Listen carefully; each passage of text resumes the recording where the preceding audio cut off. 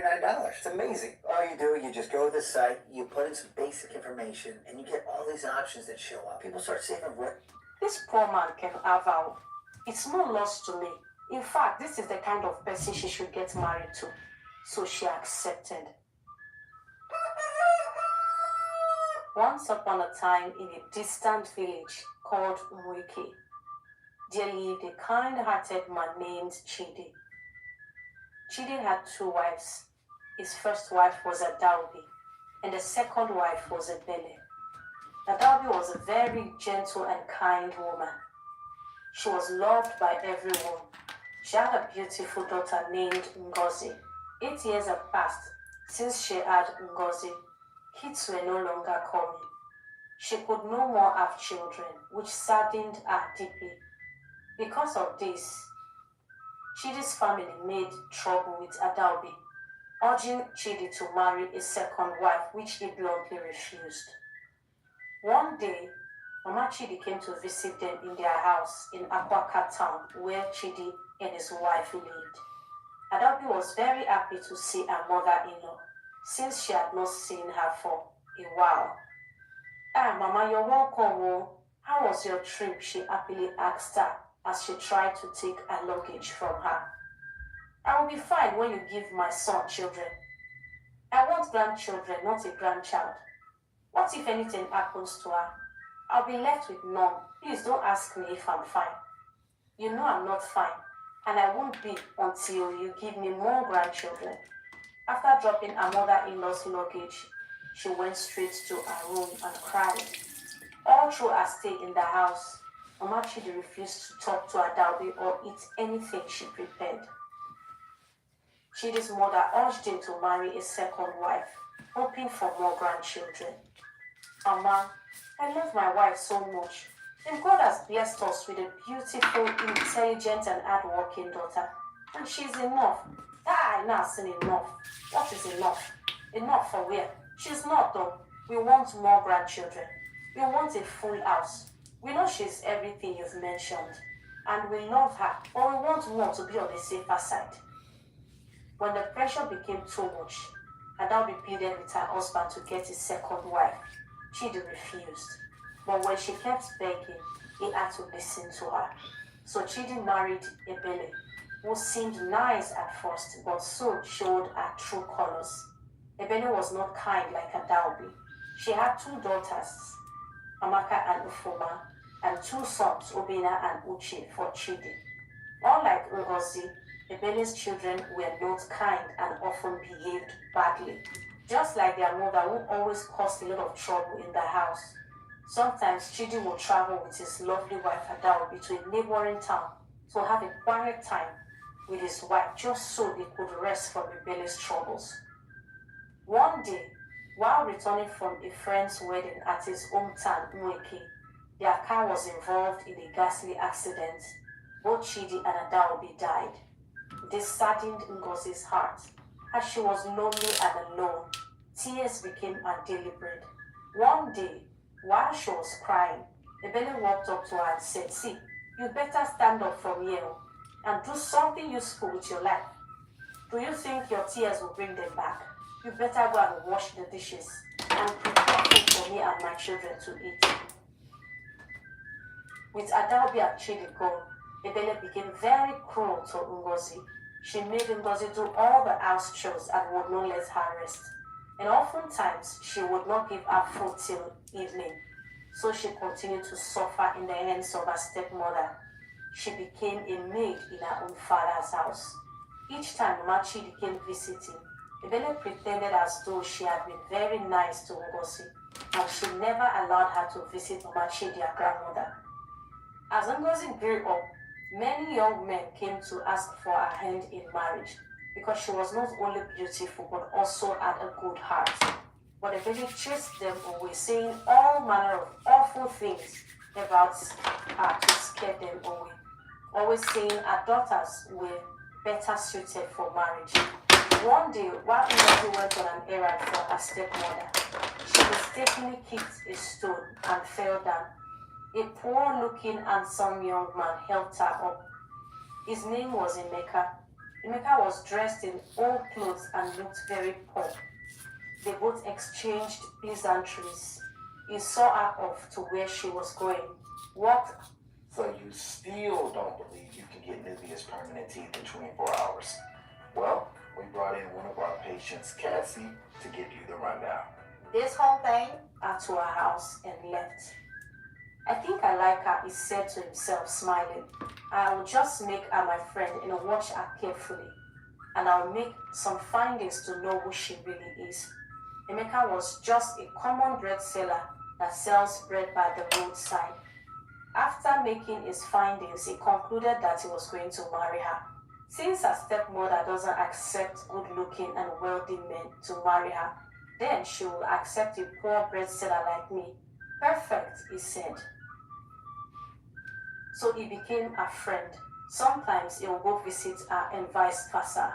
Ebele never complained about Emeka because she felt he was the kind of person she needed, a very poor man. So she was happy each time she saw the both of them together. One day, a man who had been talking to Ngozi about marriage came to ask for her hand in marriage. She was happy. He was a good man, and she was going to accept his proposal. But when Ebele realized that if she doesn't do something, the marriage might work out, she came up with an evil plan with her children. Ebele asked Ngozi to prepare food for her in-laws. When the food was ready, Ebele added a lot of salt and pepper to the food. When it was time to serve the food, Ngozi served the food. Immediately our visitors had a taste of it, they screamed and asked who prepared the food. And they all pointed at Ngozi. They all shouted at her, "Is this how you will kill our son with your bad food?" And they left angrily. Ngozi cried, "When will I ever get married? All my mates are getting married. Ebele's two daughters are married to men who came for my hand in marriage. When will I ever be free from this bondage?" She kept lamenting and crying.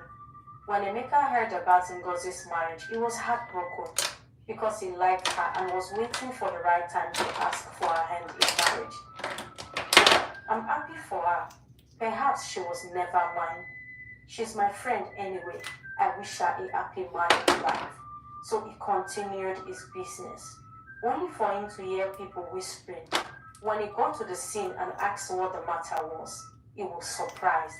He knew it was Ebele's handwork. He quickly packed his bread and ran to Ngozi's house. She was crying profusely. "It's okay, stop crying. I know it's not your fault. I've tasted your food and I know you're a good cook.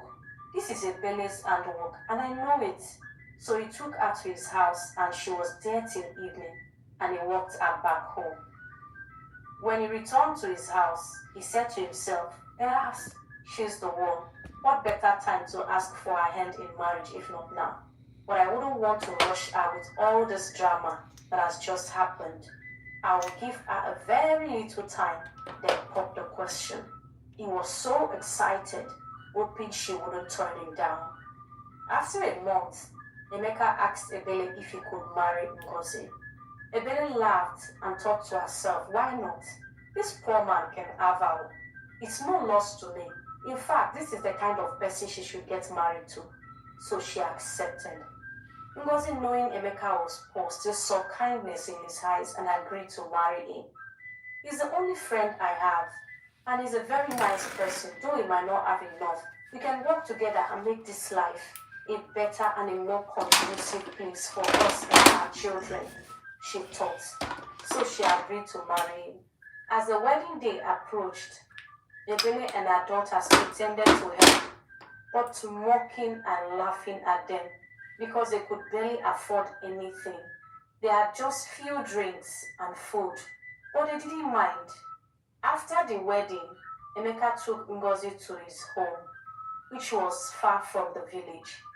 To Ngozi's surprise, they didn't stop at a small hut as she expected, but at a very big and beautiful house, surrounded by gardens and fields with lots of maids at her beck and call. Emeka then revealed he was not poor at all, but a very wealthy man who had disguised himself to find a true and loving wife. Ngozi was amazed and happy, not because of the wealth, but because she found someone who truly loved and respected her. Meanwhile, Ebene's sons were wayward, always bringing trouble to her. She married off Amaka and Ufoma to two of the rich men that once came to seek for Ngozi's hand in marriage. But their bad characters were soon discovered. Emeka and Ngozi lived happily, and Ngozi always treated everyone with kindness, just as she had done all her life, no matter how her stepmother had treated her. As time went by, Ngozi and Emeka were known not just for their wealth but also for their generosity and kindness. They often helped the villagers with their problems and provided for those in need. Ngozi never forgot how she was treated by her stepmother, so she made sure to treat everyone with respect and compassion.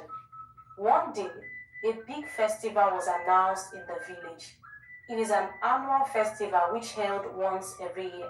Emeka's family has been the host. After the father passed away, he has hosted for the past 3 years. It marked the time of the year when they got freedom from a neighboring kingdom that held them captive for ages, taking all their crops, leaving them with almost nothing to feed. It was Emeka's great-great-grandfather who took his 7 sons and conquered the entire kingdom and brought victory to the people. Since then, Emeka's family has been treated like royalty, highly esteemed. There's nothing that happens in the kingdom without the knowledge of the heads of Emeka's family. The ceremony is usually held in the village square. It lasts for 7 days in 3 different locations. Part of it was at the king's palace, Emeka's house, and the larger part at the village square. It's a very colorful event where lots of gifts are given out. People from far and wide usually attend this grand occasion, including Ngozi's village. It covers a lot of dancing, singing, and magical performances and lots more. Villagers from near and far were invited. Ebele and her family were also invited, and preparations began for the grand events. Amaka and Ufoma were sent back by their husbands because of their arrogant, lazy, and dirty lifestyle. They were caught cheating as they went out with men who were wealthier than their husbands. Obina and Uchi were involved in a robbery attack and were caught, and since then have been in the police custody. Amaka and Ufoma saw this as an opportunity to see rich men for themselves. Unrepentant, their mother encouraged them to look their best and should catch the attention of the most important men in the occasion. They were all still as evil as ever. Their mother never blamed them for cheating, but encouraged them to go after more rich men so she could continue to live a lavish lifestyle. Amaka and Ufoma worked on their best dresses and practiced their manners, laughing and making mockery of Ngozi. Amaka said, "Hey, Ngozi, sorry, people like you can never be privileged to attend such grand events. Even if you were still here, you wouldn't have. I hope you are still alive, because we don't even know where your poor and wretched husband came from. And we didn't bother to ask because we don't care. As long as we don't get to see you, we're okay." They all laughed and continued with their preparations. The day of the festival arrived, and the house was filled with laughter, music, and delicious aroma of traditional dishes.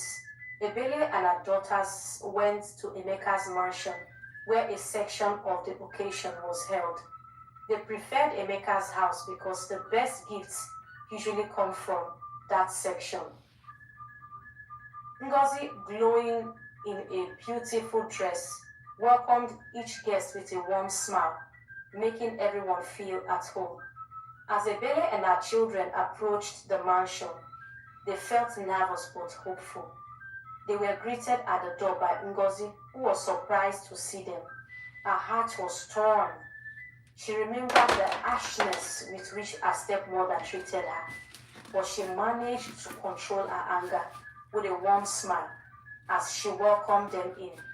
She left her chief maid in charge and hurriedly left to her room, sad, reminiscing everything Ebele and her children had done to her in her own father's house, the pain she had to bear.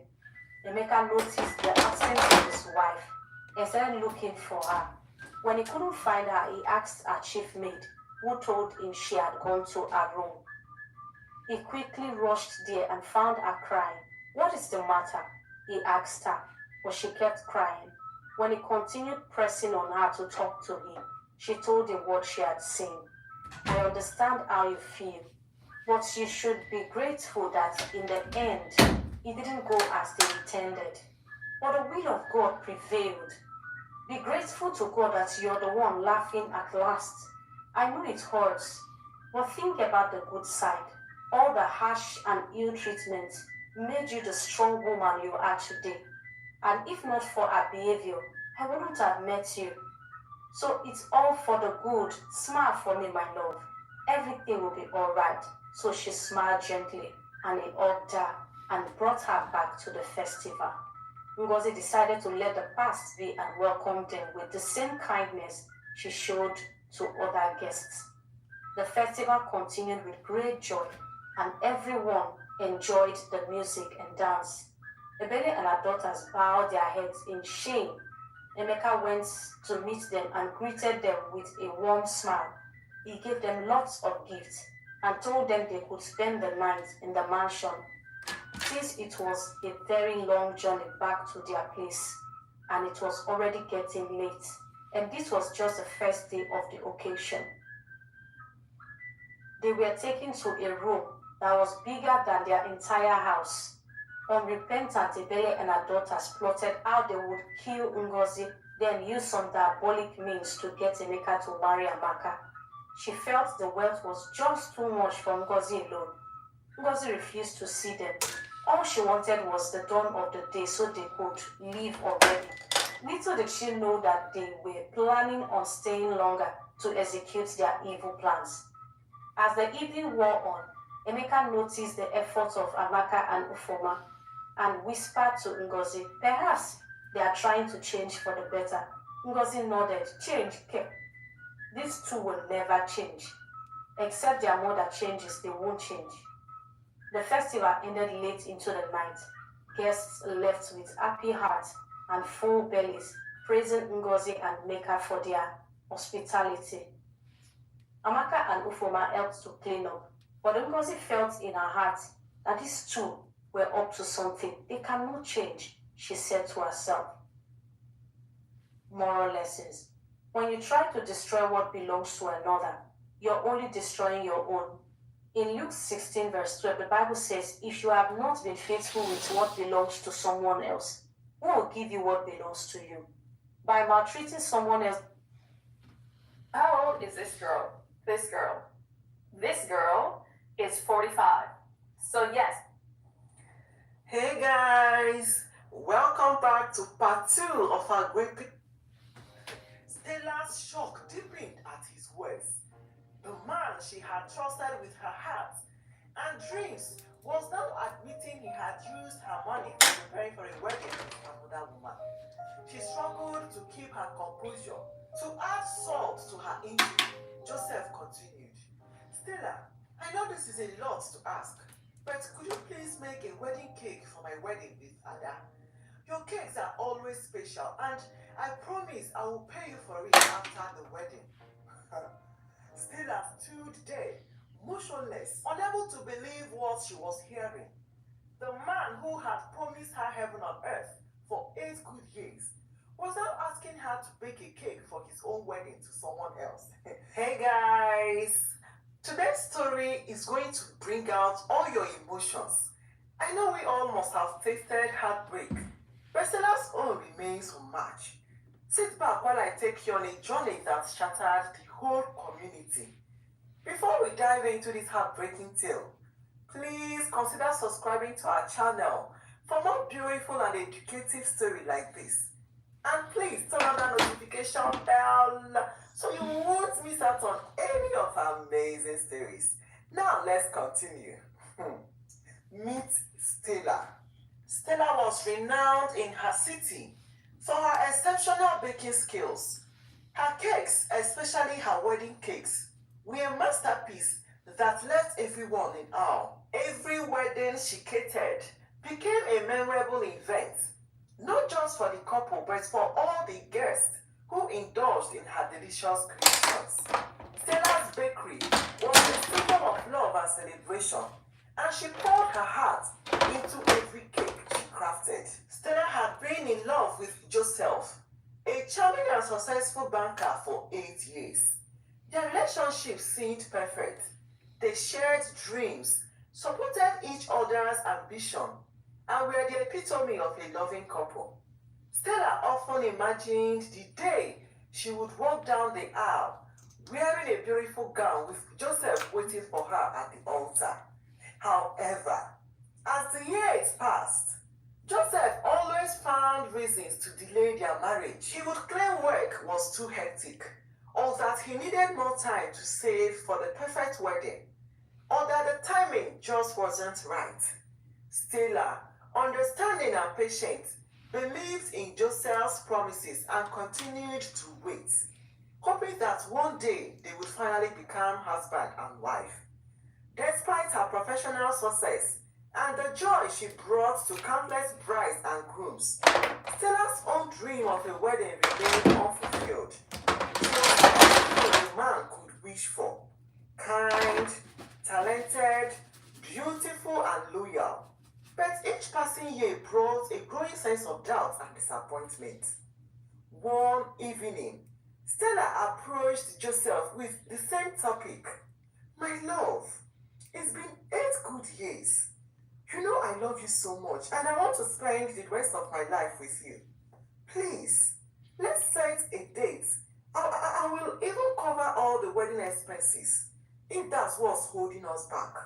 Just come and see my people and let's start our future together." "Stella, you know I love you too. But now isn't the right time. My uncle's sister brother just passed away. We can't be celebrating when my family should be mourning. It would be disrespectful. But babe, we can plan the wedding for a few months from now. That will give everyone time to grieve. We don't have to rush. But we need to take steps forward. Please, just meet my family. It's important to me." "I understand, Stella, but these things take time. It wouldn't look right to start planning for a wedding now. Let's give it more time, okay?" For peace to reign, Stella succumbed. "Okay, babe, no problem if you think that's best." Weeks later, Stella decided to surprise Joseph, who was on leave from work. She thought it would be a perfect day to spend some quality time together. With a light heart and a smile on her face, she made her way to Joseph's apartment. Using the spare key Joseph had given her, Stella opened the door and walked in. As she approached their bedroom, she heard laughter. Joseph's laughter mixed with a woman's voice. Confused, she pushed the door open and froze at the sight before her. Joseph was sitting on the bed, talking and laughing heartily with a beautiful young woman. The scene shattered Stella's heart into tiny pieces. Struggling to hold back tears, she stepped into the room. "Babe, what's going on here?" Joseph's face turned pale as he saw the pain in Stella's eyes. He quickly stood up, trying to find the right words. "Stella, I can explain. This isn't what it looks like." Before Joseph could continue, the young woman, Ada, stood up and looked at Stella with a smirk.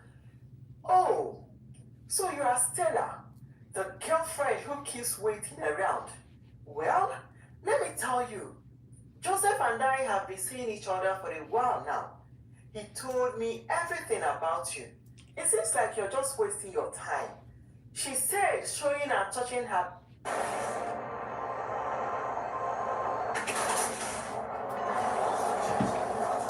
Hi guys, how are you? Thank you. Baby bumps. Stella felt a mix of anger she turned to Joseph. Is this true, babe? After everything, after all these years, how could you do this to me? Stella, I'm sorry. I never meant for you to find out like this. I don't know how to tell you. Ada, still with an arrogant demeanor, chimed in. You should have seen this coming. Come on, are you that daft as well? Stella's eyes filled with tears. I trusted you, Joseph. Joseph. The lady said Joseph. And this is how you repay me? With lies and betrayal? Joseph looked down, unable to meet Stella's gaze. Stella, I'm truly sorry. I never wanted to hurt you. But Ada and I, it's just happened. She is pregnant for me already, and there is nothing I can do about it. Stella took a deep breath, fighting back the tears. She remembered few days ago, Joseph had approached her with a seemingly sincere promise. He told her he was finally ready to start preparing for their wedding, but needed some financial assistance. He borrowed a substantial sum of money from Stella, assuring her it would be used to cover the initial wedding expenses. Stella, filled with excitement and hope, didn't hesitate for a moment. She believed her dream of becoming Joseph's wife would finally coming to fulfillment. Handing over the money, all her life savings, she imagined the beautiful wedding they would have, the beginning of their life together, and the happiness that awaited them. But on that sunny afternoon, as she walked out of Joseph's apartment, her heart shattered by his betrayal. The realization of the truth hit her like a ton of bricks. The money she had lent him, the trust she had placed in him, and the dreams she had nurtured were all part of a cruel deception. Stella knew she had been taken advantage of, not just emotionally but financially as well. The betrayal cut deeper, knowing that Joseph had used her love and hopes against her. 2 days later, Joseph showed up at Stella's bakery, looking remorseful. His eyes were filled with desperation as he approached her. Stella, please, I'm so sorry. I know I hurt you deeply, and I can't even begin to explain how much I regret my actions. Please forgive me. Stella, still recovering from the shock of his betrayal, stood quietly, not knowing what to say. The hurt and confusion were overwhelming, and she couldn't comprehend how the man she had loved for 8 years could deceive her so cruelly. After a long pause, she finally found her voice. Joseph, I need you to give me back the money I lent you. We are no longer together, and I need to move on with my life. Joseph's face fell as he heard her request. He began to beg. Stella, please, give me some time. I used the money for preparation for my wedding with Ada. I promise I will pay you back. Just give me a little more time. Stella's shock deepened at his words. The man she had trusted with her heart and dreams was now admitting he had used her money for preparing for a wedding with another woman. She struggled to keep her composure. To add salt to the injury, Joseph continued. Stella, I know this is a lot to ask, but could you please make a wedding cake for my wedding with Ada? Your cakes are always special, and I promise I will pay you for it after the wedding. Stella stood there, motionless, unable to believe what she was hearing. The man who had promised her heaven on earth for 8 good years was now asking her to make a cake for his own wedding to someone else. The audacity of his request left her speechless. After a moment, she forced a smile and replied, her voice steady despite the turmoil inside her. All right, Joseph, I'll make the cake for your wedding. Joseph looked relieved, not realizing the depth of her pain. Thank you, Stella. I knew I could count on you. As Joseph left, Stella felt a mix of anger and sadness, and a strange sense of calm. The last time it was yellow. She would bake the cake. Now it is But it would be the white. last thing she ever did Let's for see if it will Joseph. work. A cake to remember. On the day of the wedding, the hall was filled with beautiful and elegantly dressed guests. Joseph stood at the front, looking as handsome as ever in his perfectly tailored suit, exuding confidence and charm. As the wedding march began, Ada walked down the aisle, radiating beauty and grace in her stunning wedding gown. All eyes were on her as she made her way forward towards Joseph, her smile beaming with happiness. They met at the altar, exchanging vows with promises of love and commitment. The ceremony concluded with applause and cheers from the guests, and the newlyweds, now officially husband and wife, led the procession to the reception hall. The space was adorned with Hey guys, welcome to my new video, and today we'll learn how to create this toggle switch on your Wix Studio website without writing a exquisite decorations, flowers, and lights, creating a magical scene. Amid the joyful celebrations, the grand wedding cake stood as a centerpiece. It was a magnificent creation, a testament to Stella's exceptional talent. As Joseph and Ada approached the cake for the traditional cutting, guests marveled at its intricate design and elegance. Joseph picked up the knife, ready to make the first slice. He paused for a moment, his thoughts briefly drifting to the woman who had crafted this masterpiece, the woman whose heart he had broken. Ada, noticing his hesitation, gently nudged him, and he quickly resumed the ceremony, cutting the cake and feeding a piece to his new bride. Few minutes after the bride and groom had taken their first bites of the wedding cake, a sudden piercing cry echoed through the hall. Joseph and Ada clenched their stomachs in pain, their faces contorted with agony. The guests watched in horror as both of them began to vomit profusely. Panic spread like wildfire, and the once celebratory hall descended into chaos. People rushed to their aid, but it was clear that something was terribly wrong. Amidst the commotion, someone called an ambulance, and within minutes, paramedics arrived to take Joseph and Ada to the hospital. At the hospital, the medical team worked frantically to save the couple, but it was too late. Joseph and Ada were pronounced dead on arrival, their bodies unable to withstand the severe poisoning. The news spread rapidly, leaving everyone in a state of disbelief and sorrow. Back at the wedding hall, the guests were in shock, whispering among themselves and trying to comprehend the tragic turn of events. The beautiful wedding that had begun with so much promises ended in devastation and loss. Stella, who had already left the scene, was aware of the tragic outcome. Authorities launched an investigation into the incident, scrutinizing every detail of the wedding, including the cake. Determined to uncover the truth, collected samples of the wedding cake and the wine, sending them to the lab for testing. The results confirmed their worst fears. The cake had been lethally poisoned. With this revelation, the authorities knew they needed to act quickly. They arrived at Stella's house, knocking on the door with urgency. When there was no response, they forced the door open, fearing the worst. Inside, they found Stella sitting in her couch, a piece of cake in front of her. She was just about to take a bite to end her own life.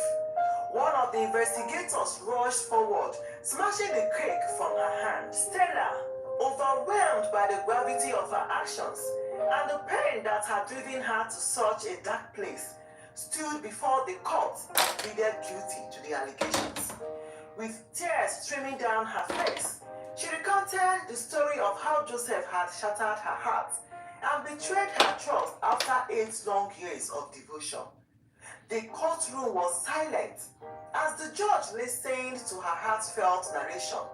When she finished, he took a moment before addressing everyone present. This case is a tragic reminder of the consequences of betrayal and heartbreak. While Stella's actions are inexcusable, They are a reflection of the deep pain she endured. I caution everyone here today, do not take law into your own hands.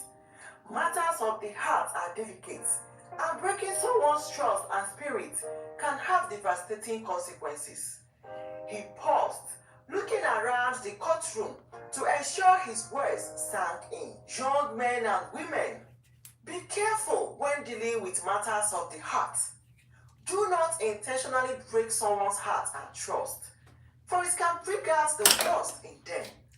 Relationships should be built on mutual respect and honesty. If a relationship isn't working, recognize it and walk away gently. Do not waste your time and youth on... Ready? Do it now. Oh, is she looking?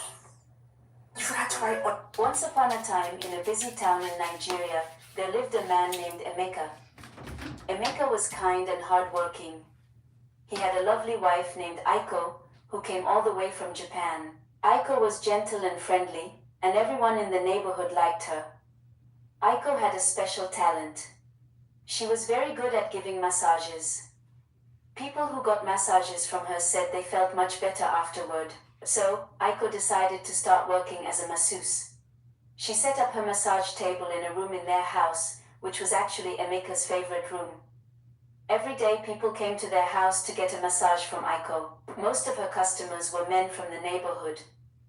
They would lie down on the massage table, and Aiko would work her magic, making their aches and pains go away. Emeka was very proud of his wife and how happy she made their customers. One sunny afternoon, Emeka came home from work and found a long line of people waiting outside their house. He smiled because he knew they were all there to see Aiko. As he walked inside, he heard the happy chatter of the people waiting. Everyone talked about how amazing Aiko's massages were. Emeka peeked into the room and saw Aiko carefully working on an old man's back. The old man had a big smile on his face. Emeka felt warm inside seeing how much joy Aiko brought to others. He knew that their house was not just a home, but a place where people came to feel better and be happy. Emeka walked quietly to the kitchen to get a drink of water. As he drank, he thought about how lucky he was to have Aiko as his wife. She was not only talented, but also very caring. After finishing his drink, he went back to the living room and sat down to rest. While he was sitting, a young boy named Tunde knocked on the door. Tunde was about 9 years old and always curious about everything. Emeka opened the door and smiled at Tunde. "Hello, Tunde. How are you today?" Emeka asked. "I'm good, Uncle Emeka," Tunde replied with a big grin. "Is Auntie Aiko busy? I want to see her." Emeka chuckled. "Yes, she is busy giving massages right now. But you can wait here with me if you like." Tunde nodded and came inside. He sat next to Emeka and started talking about his day at school. Emeka listened carefully, enjoying the boy's stories. After a while, Aiko finished her massage session, and the old man left the room, thanking her with a big smile.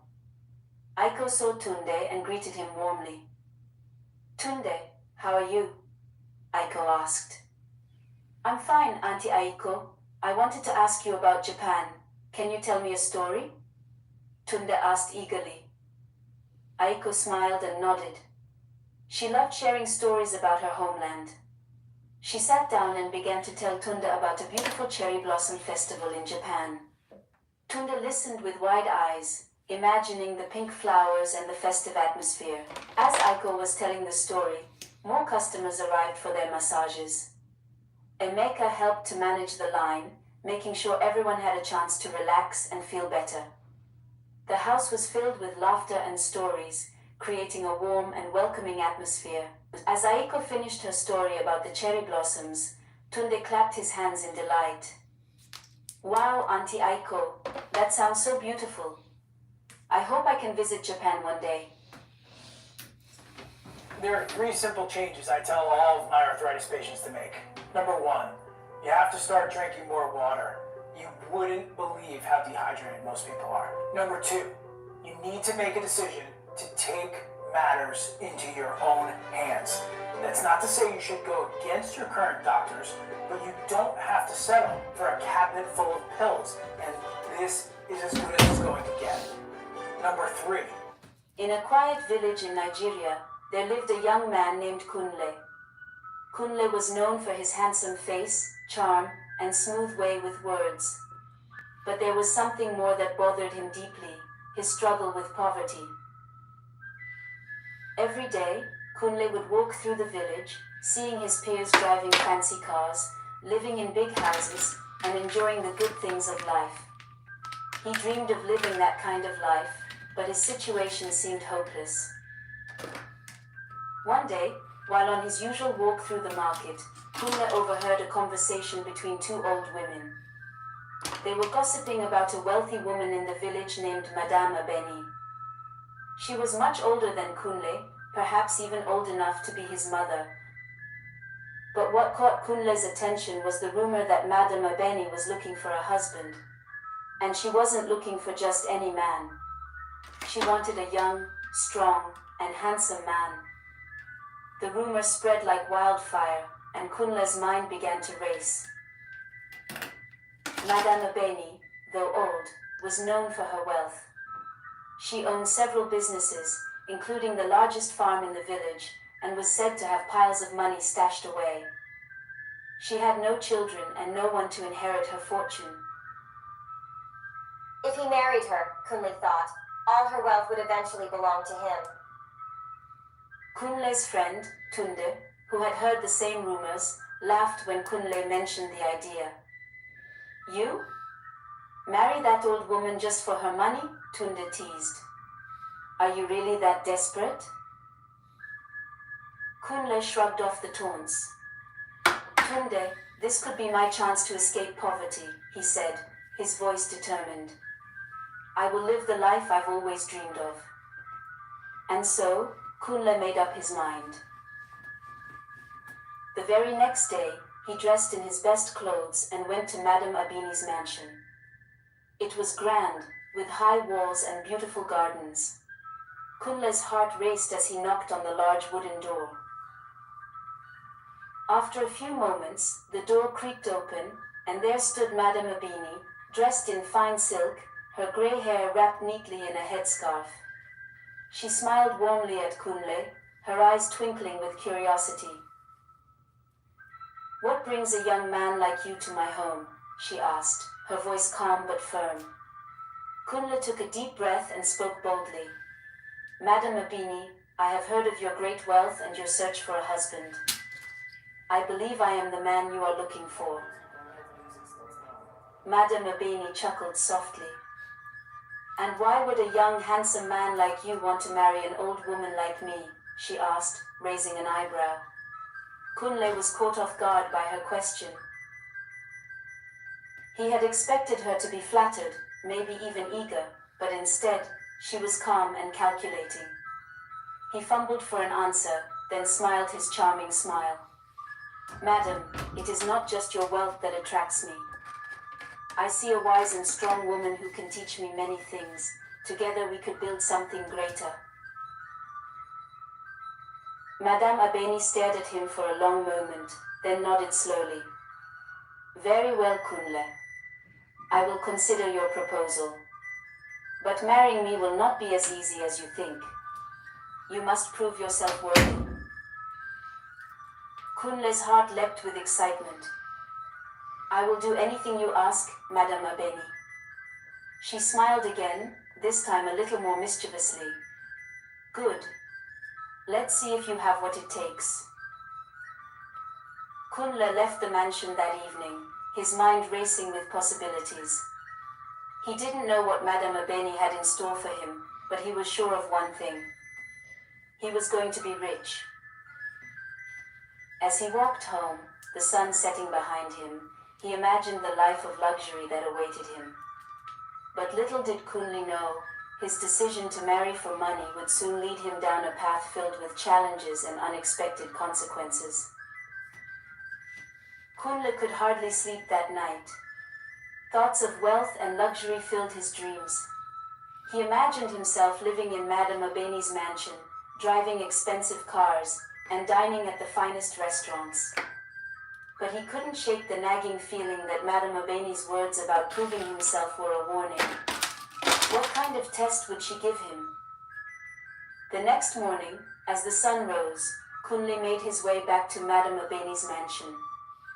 His heart was pounding, but he kept reminding himself of his goal, the money, the riches, the life he always wanted. When he arrived at the mansion, he was greeted by Madame Abeni's housekeeper, Mama Ekaete, an elderly woman with sharp eyes that seemed to see right through Kunle. "Madam is expecting you," she said, gesturing for him to follow. Kunle was led to the grand sitting room, where Madame Abeni sat sipping tea. She greeted him with a calm smile but wasted no time. "Kunle," she began, "you said you wanted to marry me. But before we can discuss that further, I need to know if you are a man of your word." Kunle nodded eagerly. "I am, madam. I will do anything to prove myself." Madame Abeni leaned back in her chair and looked at him closely. "Very well. Your first task is simple but important. I want you to take this basket of food to my workers at the farm," she said, pointing to a large woven basket on the table. Kunle was confused. A task this simple couldn't be what she meant by proving himself, could it? But he didn't argue.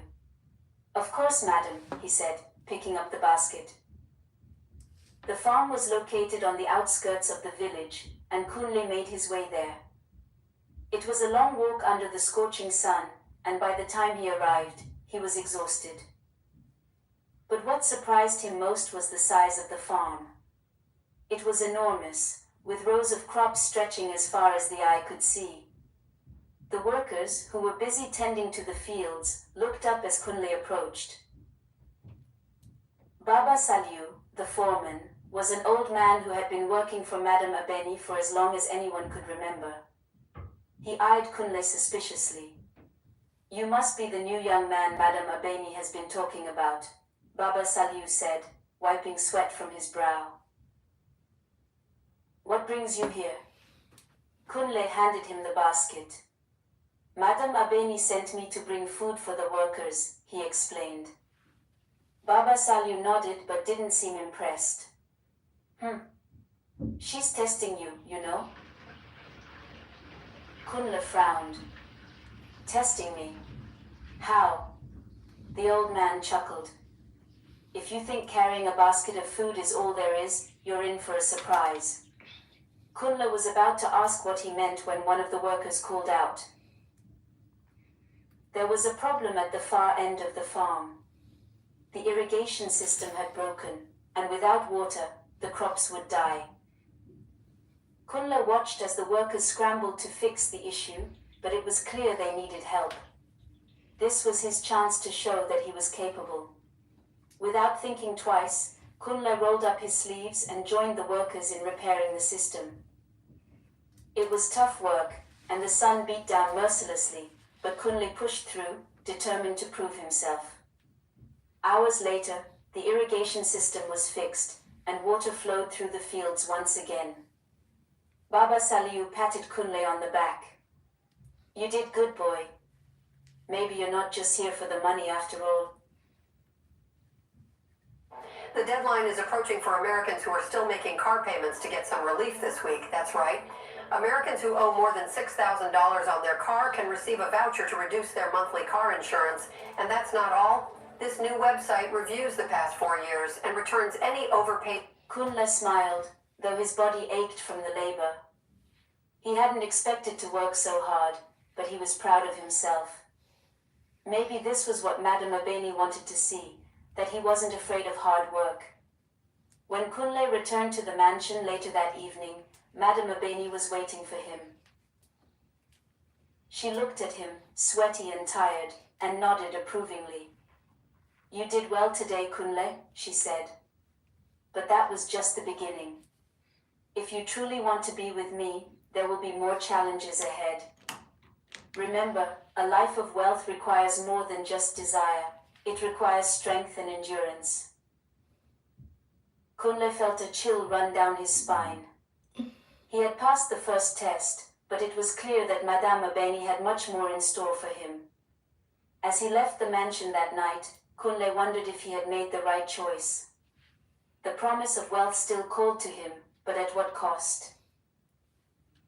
What other challenges would he have to face before he could claim the life he wanted? Kunle woke up the next morning with aching muscles and a restless mind. His determination to marry Madame Abeni and live the life of wealth and luxury had not faded, but now he realized that getting there might be more difficult than he had imagined. What other tests would Madame Abeni throw his way? As the sun rose over the village, Kunle prepared himself for another day at Madame Abeni's mansion. When he arrived, Mama Ekete greeted him at the door again, this time with a serious look on her face. "Madam is waiting for you in the garden," she said, and without another word, she led him through the large mansion to the back, where the lush green garden spread out like a paradise. Kunle spotted Madame Abeni sitting on a stone bench, admiring the beautiful flowers that filled the air with sweet fragrance. She motioned for him to sit beside her. "Kunle," she began, her voice soft but firm. "You handled the farm well yesterday. I see you are not afraid of hard work, and that is a good thing. But a marriage to me is not just about physical strength. You must prove that you can handle responsibility and that you can think on your feet." Kunle nodded, eager to prove himself again. "What do you want me to do, madam?" Madame Abeni's eyes twinkled, as though she knew something Kunle didn't. "Today, I need you to handle something delicate. I want you to go to the market and collect money from my debtors. Some of them owe me large sums, and I need someone I can trust to bring it back safely." Kunle's heart skipped a beat. He knew the market was a lively place, but it was also full of people who would do anything to avoid paying their debts. And carrying large sums of money in public could be dangerous. But Kunle couldn't back down now. "Consider it done, madam," Kunle said confidently. Madame Abeni handed him a list of names and amounts. "Be careful, Kunle. Some people will not want to part with their money easily. Use your charm, but don't be foolish." Kunle set off for the market, determined to succeed. As he walked through the busy streets, the hustle and bustle of people bargaining, selling, and trading filled the air.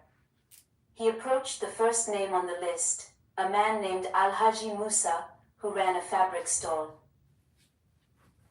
"Good afternoon, Alhaji," Kunle greeted him politely. "Madame Abeni has sent me to collect what you owe." Alhaji Musa, a stout man with a bushy beard, frowned when he heard Madame Abeni's name. "That woman again, always asking for her money," he muttered under his breath.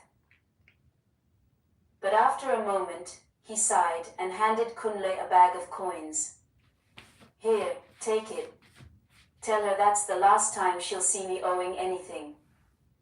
Kunle smiled and thanked him before moving on to the next debtor, a woman named Iyasade who sold spices.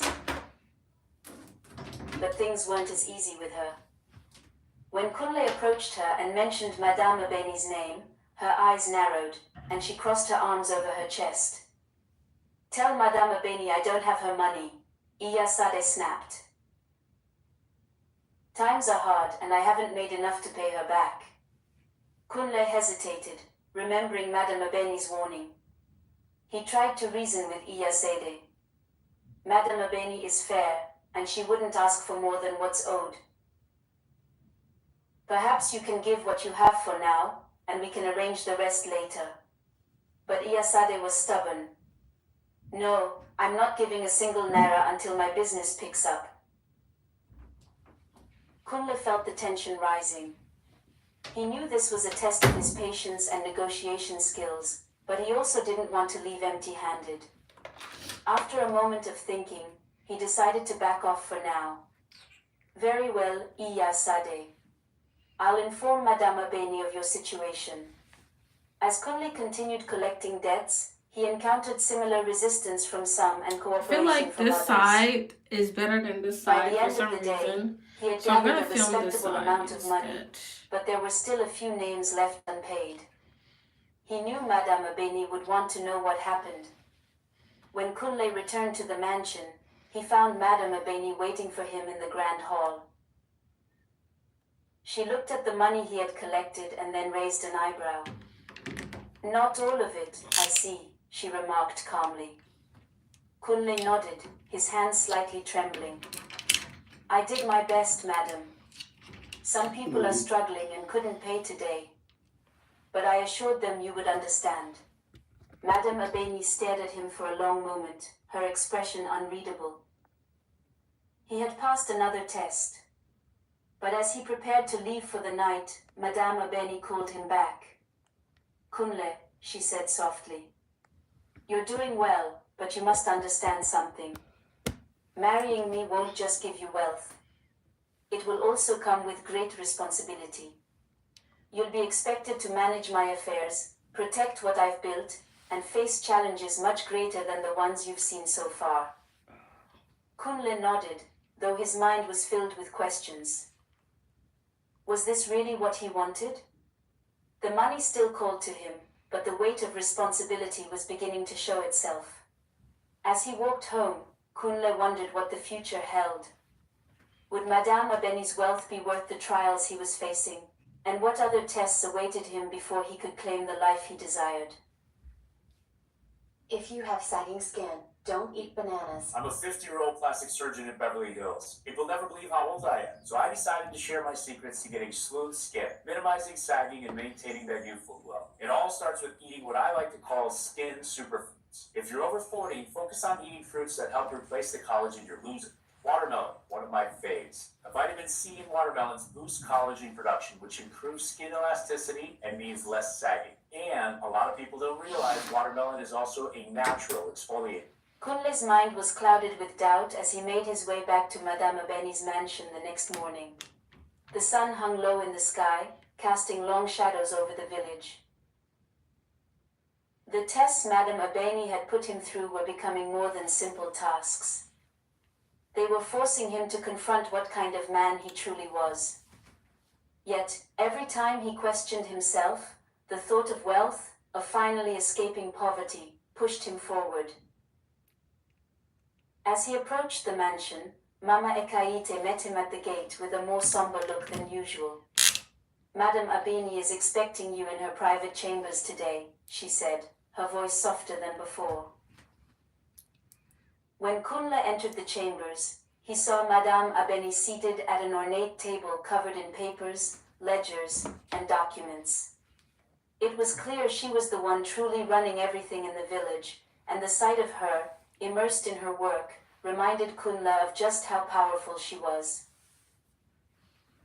She paused, leaning forward as if to study his face. Today, I need your help with something delicate. There's a piece of land that belongs to a widow, Mama Folek. She's behind on her payments and, unfortunately, I must either take the land or make a deal that will leave her with nothing. I want you to handle this negotiation. Kunle's heart sank. He had heard of Mama Folak, a poor elderly woman who had lost her husband and struggled to care for her children. The idea of taking away the little she had left didn't sit well with him, but the look on Madame Abeni's face told him this was part of the test. This was more than about handling money, it was about loyalty, and perhaps ruthlessness. Madam, Kunle began cautiously. I understand the importance of business, but isn't there another way? Perhaps we could give her more time? Madame Abeni smiled faintly, though her eyes remained sharp. That is for you to decide, Kunle. But remember, business is not about sentiment. It's about survival and strength. I'm asking you to handle this not just as a task, but as a decision maker. What you choose will tell me if you are ready to stand beside me in this life. Kunle left the mansion in deep thought. For the first time, the weight of his ambition felt heavy. It wasn't just about tasks anymore, It was about becoming someone capable of making hard moral choices. He had to decide what kind of man he would be if he continued down this path. When Kunle arrived at Mama Folek's small, rundown home, he found her sitting outside with her children, tending to her garden. She looked up and smiled warmly when she saw him approach, not knowing the burden he carried. "Kunle, my son, it's good to see you," she said, her voice gentle. Kunle struggled to find his words. "Mama Folaka, I've come to talk about the land," he said hesitantly. "Madam Abeni sent me." The warmth in Mama Folak's face faded. She knew what this visit meant. He knelt beside Mama Folake, his voice low but firm. "I want to help you, Mama. Madam Abeni wants the land, but I believe there's another way. If I can convince her to give you more time, would you be able to make the payments?" Mama Folake's eyes filled with tears. "I would try, Kunle. I swear on my husband's name, I will do everything I can." Kunle knew the risks. Going back to Madame Abeni with a compromise instead of enforcing her will could mean the end of his chances with her. But something in his heart told him that doing the right thing mattered more than wealth. When Kunle returned to Madame Abeni later that evening, his hands were trembling. She sat, as always, in her grand chamber, waiting for his report. "Did you take care of it?" she asked, her voice cool and controlled. Kunle stood tall, though he could feel the weight of his decision. "I spoke with Mama Folek. She's willing to make the payments if given more time. I didn't take the land, madam." Madam Abeni's eyes narrowed, and the room felt as if it had grown colder. "You disobeyed me," she said softly, her voice laced with disappointment. Kunle swallowed hard. "I didn't disobey you, madam. I made a decision. You asked me to think like a man who could stand by your side. That's what I've done. I believe there's value in giving her a chance." Okay, guys, I'm done. Madame Abeni said nothing. I'm done. So this is the end, and I'm not going anywhere. I'm not going anywhere at all. Like, no. It is 9:52. I'm going to take a shower and I'm going to bed. That's what I'm going to do because I have a lot to do tomorrow. So let me know what you think about the makeup. I love it. It took like an hour to do this, so I'm not mad at it. I'm really impressed actually that I brought this up. So yeah, let me know, guys. Let me know what you think, and then I will see you guys. My birthday is coming up, so yeah, my birthday is on Sunday, so there are things that I gotta do tomorrow to get ready for Sunday, and yeah, that's it. I'll let you guys know, okay? Keep coming to my live. I really do a lot of stuff on my live, so if you want to see me current time on my live, go ahead and hit the subscribe button, put on your notification bell so you are the first to see my live whenever I come on live, okay? I love you guys. I'll see you in another live. Definitely going to be Sunday. I might like, hold on. Okay, so I might actually like, I did not, there you go. Okay, so yeah, I might come on live on Sunday, so just make sure you are subscribing, okay? Here is the final look. It's so unfortunate I cannot show you with a front camera because my front camera is not good, but yeah, guys, I'm so happy. So I'll see you guys, okay? I love you so much. Have a good night. Mwah.